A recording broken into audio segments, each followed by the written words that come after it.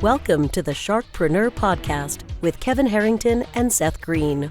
Kevin Harrington is the inventor of the infomercial, one of the original sharks from the hit TV show Shark Tank, and has generated over $5 billion in TV and digital direct response sales. Seth Greene is the world's first trusted authority on cutting-edge direct response marketing, a best-selling author, and the only 3-time Marketer of the Year nominee. On the podcast, Kevin and Seth interview Sharkpreneurs who share straight talk on what it takes to explode your business. Why do so many businesses struggle while others seem to explode overnight? Do you wish you had the secret to this type of exponential growth? Now, I've scaled more than 20 businesses to over $100 million, and it's not just luck. In my new book with Mark Tim, Mentor to Millions, you'll learn the repeatable framework I use in all my business ventures for massive success. Order at kevinmentor.com and get over $1,000 in bonuses. Head to kevinmentor.com. Welcome to the podcast. This is your host, Seth Greene. Today, I've got the good fortune to be joined by Mac Attram. Mac is the founder and CEO of MindSpace Coaching, a leading business growth expert, widely regarded as one of the most sought-after business coaches for entrepreneurs. You may have seen him on Forbes, CNBC, The Guardian, or read one of his 4 best-selling books. Mac, thank you so much for joining us. My absolute pleasure. Pleasure to be here speaking with you, Seth. All right, so let's get started. Let's go back in time a little bit. How did you get started? How did I get started in business? I've been an entrepreneur for just over 2 decades now, and many years ago, after graduating, I was one of those that parents said go to school, study hard, get good grades, and eventually I worked for 3 corporations and large companies here in the United Kingdom. I got a bit disheartened and decided to go on my own path, so I started a little internet company, computer solutions company, and after a short while, it wasn't going so well. I was failing in that company. And I didn't know what I didn't know. I didn't know what my MBA had not prepared me for. So I had to really get the hat on in terms of the school of hard knocks, learning entrepreneurial way, the street smart way, turn that business around, later on sold that business and started other businesses. Well, congratulations. And I know the longer version of that story is in the books that you have written.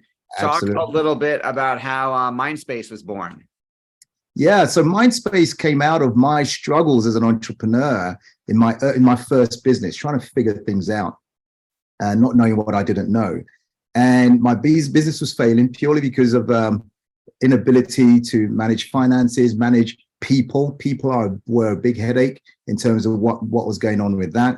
And so after I fixed that problem and sold that business, people were asking me, can you help me with my business? Can you help me with my business? And so I started doing that one-on-one. Didn't even know there was something called coaching or training that people got paid for. And when I figured that out, I started doing little workshops here in London, the UK, and one too many, 10 people in a room, 20 people in a room. And eventually I got invited to speak in front of thousands of people all over the world. In fact, over 50 countries, and having trained over 200,000 people in over 50 countries.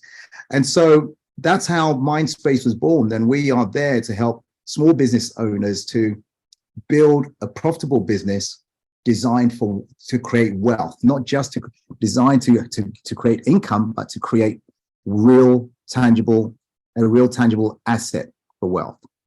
All right, so let's dive into that. How do you differentiate? What is the difference? I know it seems like a simple question, but what's the difference between income and wealth? Because I think many entrepreneurs, we get it wrong. Oh, absolutely. Many people working hard in their small business just to pay the bills, just to get enough money to meet cash flow, meet payroll, all that kind of stuff. But when I realized that what you want to do in business, if you're not building your business just as a lifestyle, go on a beach, make a little bit of money, if you're building for real wealth, just as we have a real estate business as well, those real estate properties are assets.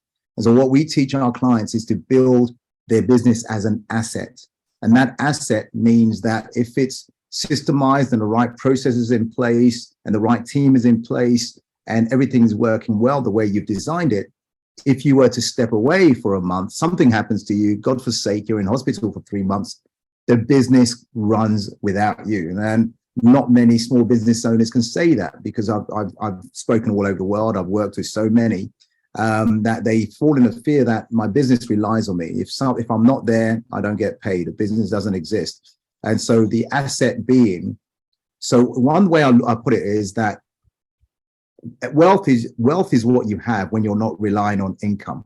In other words, you're building this machine and it's an asset and it's creating income for you, but you've built it in a way to create wealth. I hope that makes some sense. It makes perfect sense. I think that's a writer downer. I love the concept of wealth is when, wealth is what happens when you're not working. So I think that's a great example. Now, what do you think? I mean, you've worked with so many business owners and entrepreneurs. What are some of the biggest mistakes that we're making right now?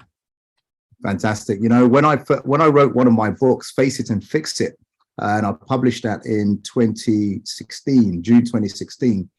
And before I published that book, I did so much research, and I asked myself many years ago, why was I struggling? Why was my business failing? And I also considered all the questions that clients have been asking in terms of things that they're doing wrong. And I established that I established 43 reasons why any business fails, Seth. 43 specific reasons. And I'll put it all in that book. And part of that book is also talking about giving case studies on businesses who were in those situations, turned them around. And also the latter part of the book is, here's some strategies that you can use so you don't fail. So typically it's around people or leadership. Typically, it's going to be around finance and management of cash flow. It's going to be around sales and marketing. As an umbrella, that's where those 42 reasons fall into that. And the fourth area is very much the mindset of that business owner in terms of the way they think, the way they behave, their habits that they have.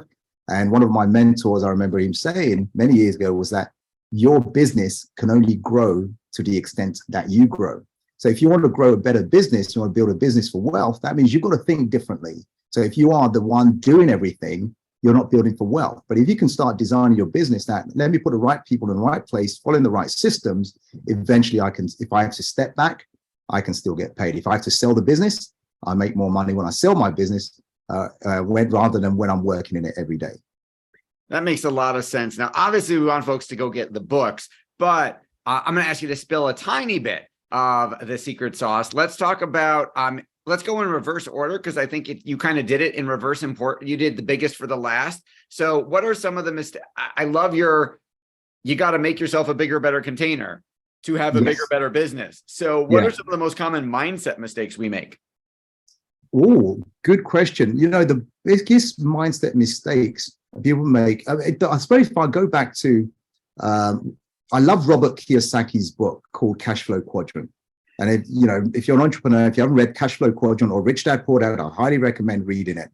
And the biggest mindset, he said, look, when it comes to business, there are 4 mindsets in business. First one is the employee mindset. That means I'm relying for other people to pay me, and I'll exchange my time for money. Then there's a self-employed mindset. And the self-employed mindset is this: if I want my business to work, I have to be in it all the time. And that's a different mindset to the big business or brand mindset, which means that I am going to employ the right talent, the right team, put them in place to follow the systems that I develop, so I don't have to be there all the time. And the fourth mindset in business is the investor mindset.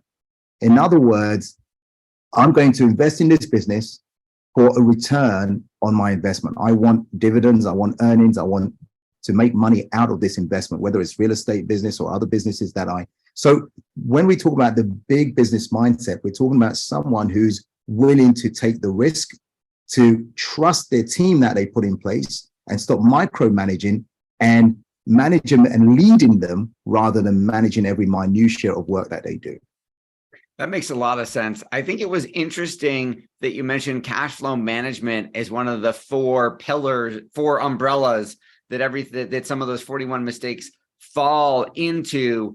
Now, if you ask I would assume that if you asked a business owner about cash flow, the only mistake that they could think that they would come up with would be, I don't have enough of it. I just need more money. I know that's not the case though. Can you dive a little deeper?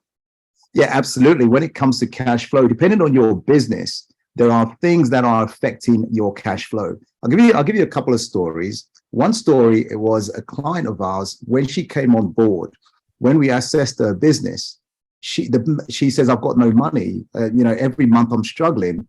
I said, okay, tell me about your clients. Well, I've got all these clients. I service them. Everything goes well.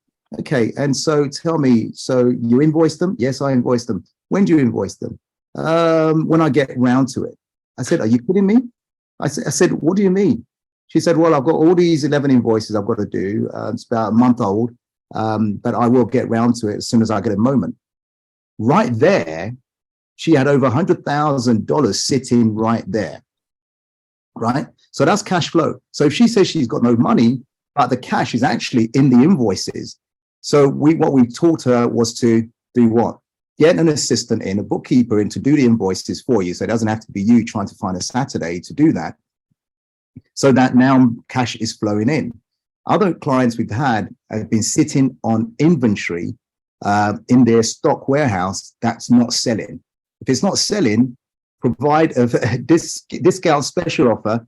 And we taught them how to start clearing out of their warehouse, even if it means selling it at cost. That means cash is flowing into the business. You can invest it in other things as well, into new stock lines instead of stuff that was never going to be shifting anyway. That is an excellent example. You've achieved so much success, not only for your own company, but more importantly, helping your clients do the same thing. What are your challenges now? What is your biggest challenge? What are you working on?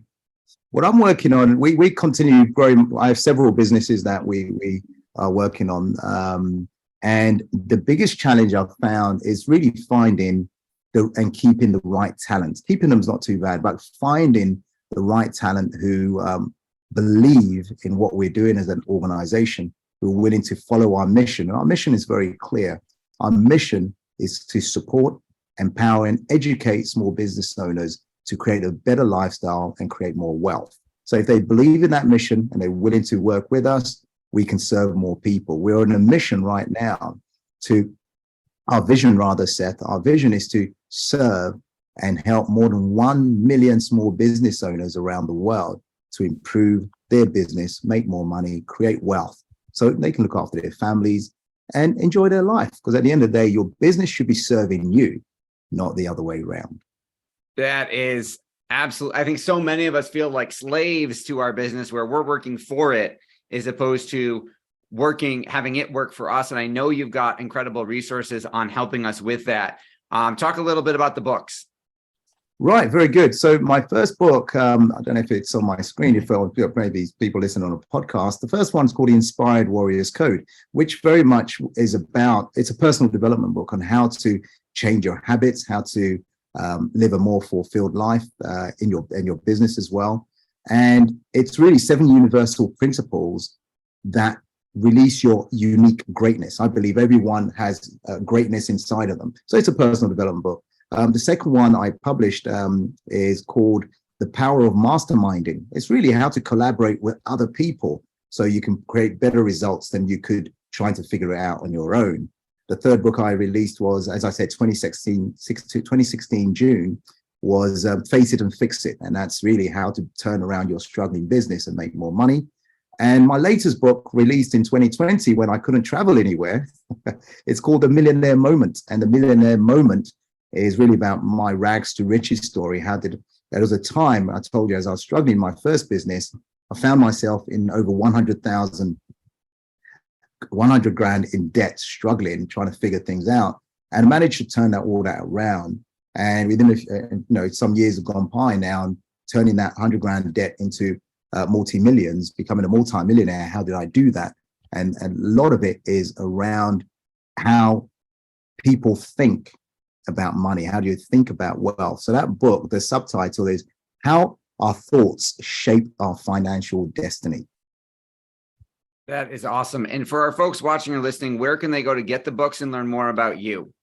Right, all books. If you type in my name in Amazon, Mac Attram, M-A-C, Attram, A-T-T-R-A-M, my books will pop up. The latest one, The Millionaire Moment. The second one, The Face It and Fix It. The third one, The Power of Masterminding. And the fourth one, Inspired Warriors Code. All of them will be on Amazon. Awesome. Well, this has been Seth Greene with Mac Attram. Mac, thank you so much for joining us. You're most welcome. Thank you for inviting me. I really appreciate it. Thanks, everybody, for watching or listening. We will talk to you or see you next time. Do you need money to fund your idea, product, or service? Are you ready to take your business to the next level, but need capital to get it done?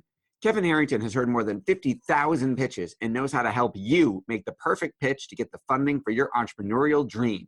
He's distilled the process down in his perfect pitch cheat sheet, and it's yours for free. Just text PITCH to him right now at 727-888-2100. Text PITCH to 727-888-2100 right now and claim your free perfect pitch cheat sheet. Text PITCH to 727-888-2100 to start funding your dream today. This show has been produced by Market Domination, LLC.